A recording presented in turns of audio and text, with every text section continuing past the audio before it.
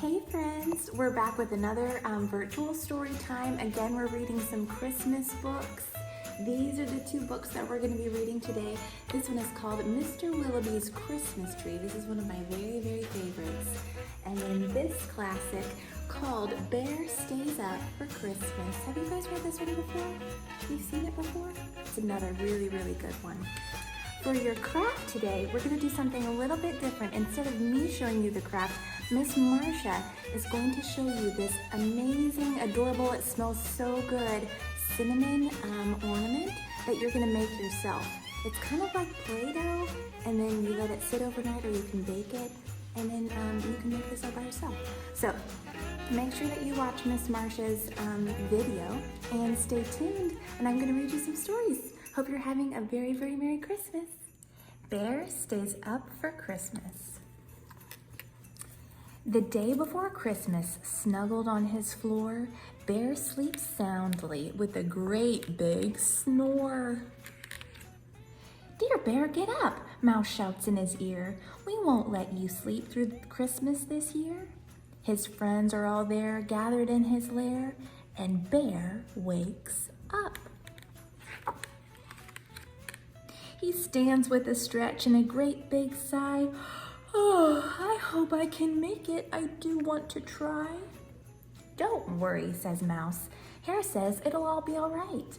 We'll keep you busy all day and all night." He tries to lie down, but his friends all frown. So Bear stays up. Does it look like he wants to stay up? What do you think? Or does he want to go back to sleep? "Come on," says Badger, "time to follow me. In Pine Grove Glen, there's a fine Christmas tree." So they stomp through the woods and they tromp down the track. They hoist up a tree onto Bear's big back. He plods very slow as they trudge through the snow, but the bear stays up. Yeah, he's working hard for his friends here.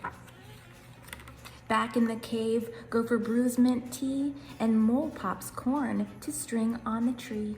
Raven and Wren bake a fresh fruit cake, and the friends do their best to keep Bear awake.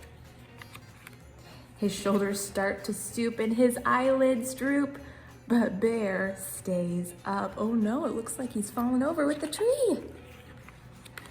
They hang up their stockings by warm firelight and hum Christmas songs like "Oh, Holy Night." They cuddle and sing as they wait for the sun. But soon all the voices fade to just one. A bright star glows while his good friends doze, but Bear stays up. Is he the only friend up now? Look at that. Huh. Bear giggles and he grins, he works and he raps, he bustles and bakes while everyone naps. Guys, look.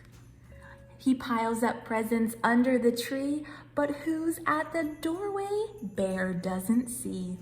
He toils all night until the sun rises, making his friends their Christmas surprises. Aww. Just before dawn, he lets out a yawn, but Bear still stays up. So does Bear see Santa? I don't think he does. Oh my goodness. When Christmas arrives so lovely and white, Bear's friends awake to a glorious sight. Presents and goodies are all piled tall. "I stayed up," says Bear, "just to share with you all." Aww. As his friends shout with glee, Bear lies by the tree, but still he stays awake. Look, they're opening their presents. How fun. It looks like he got a sleigh, he got a spoon. They've got a little tree over there. Wren flies to the stockings and tweets out a cheer. "Besides our bear presents, Santa was here." When all gifts are opened, there's one last surprise. Badger shows Bear a quilt just his size. That's a huge bear quilt. Bear snuggles up tight and mutters, "Good night." Then Bear falls asleep. His friends tidy up and slip from the lair. They whisper, "Sweet dreams, Merry Christmas, dear bear." Guys, look at this little snow guy that he made. Does it kind of look like a snow mole or a snowman? That's so cute. Looks like they're going on a little winter adventure. Good night, bear. The end.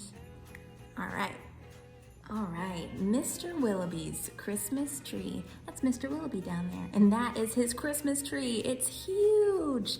Guys, do you think it looks a little too tall for his house? Yeah, I think so too. Let's see. It says, Mr. Willoughby's Christmas tree came by special delivery, full and fresh and glistening green, the biggest tree he had ever seen. He dashed downstairs to open the door. This was the moment he'd been waiting for. "A magnificent tree, splendid," he cried. "Please, sir, won't you carry it right inside? I think it might look best this year right in the parlor, right over here." But once the tree stood in its place, Mr. Willoughby made a terrible face. The tree touched the ceiling, then bent like a bow. "Oh, goodness heavens," he gasped. "Something must go." Baxter, the butler, was called on in haste to chop off the top, though it seemed quite a waste. "That's great," Mr. Willoughby cried with glee. "Now we can start to trim my tree." When the trimming was well underway, the top was placed on a silver tray.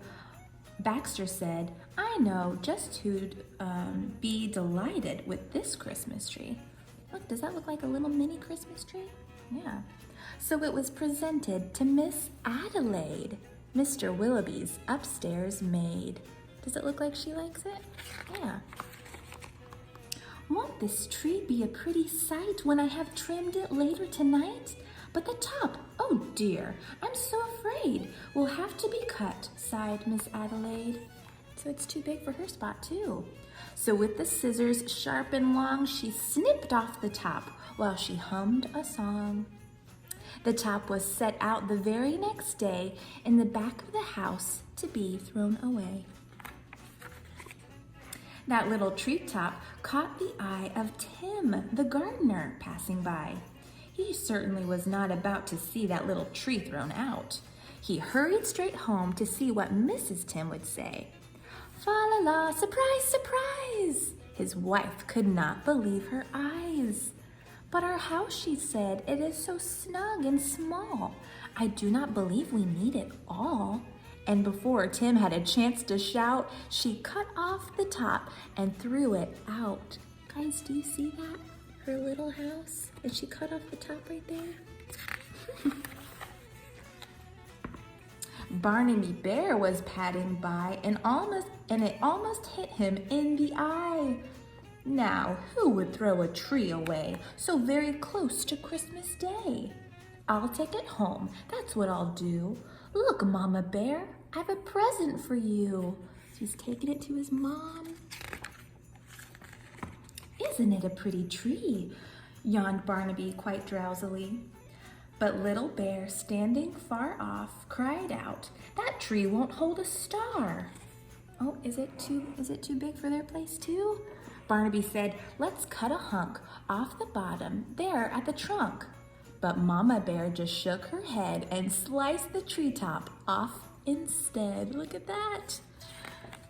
This tree is getting smaller and smaller. "Jolly by golly," Barnaby said with a kick. "Mama, that surely is the right trick. Let's trim it with bells and honey rings, some berries and tinsel and popcorn and string." Mama said, "Tim, it is just as you like. I've got to tidy up for the night. This top we don't need anymore. I'll put it just outside the door." Later on that frosty night, Frisky Fox came into sight. He spied the treetop, rubbed his chin. He opened his sack and stuffed the top in. He scampered home and jumped his gate. This Christmas present just couldn't wait. "It's even better than mincemeat pie," said Mrs. Fox with a happy sigh. Then the foxes saw that their Christmas prize was just a wee bit oversized. There, my dears, don't you worry. I'll fix this top in a hurry. Snip. Benjamin Rabbit found it then, just outside the fox's den. It seems, he thought, most certainly Santa left that for my family. Look, he cried, see the tree I found? With that he called his family round. Then there was a merrymaking, rollicking, frolicking, carrot-shaking celebration around the tree. All were as happy as rabbits can be. Benjamin Rabbit with his own hand sliced a carrot and made a stand. Oh my goodness. Now let's see how this will look in our little chimney nook.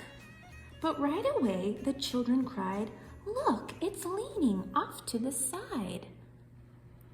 It's too tall, all right, said Mrs. Rabbit, and as though it were a summer carrot, she gave it a chop and threw away the top. There it goes. Oh my goodness, it is so teeny tiny now. Then Mistletoe Mouse just happened to see that tiny tip of the Christmas tree. He pulled it through the snow and ice. Up some stairs, he fell down twice. At last he reached his cozy house.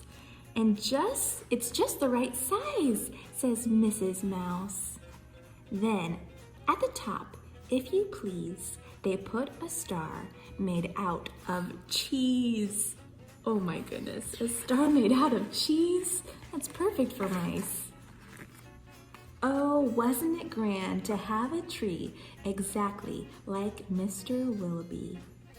There's Mr. Willoughby with his big tree, but guys, look, down here, the hole right by the tree, what do you see? Who is that? Are those the little mice? Oh, it's so hard to see. Yeah, that's the mice with their itty bitty tree, and that's the very tippy top of Mr. Willoughby's big tree. The end.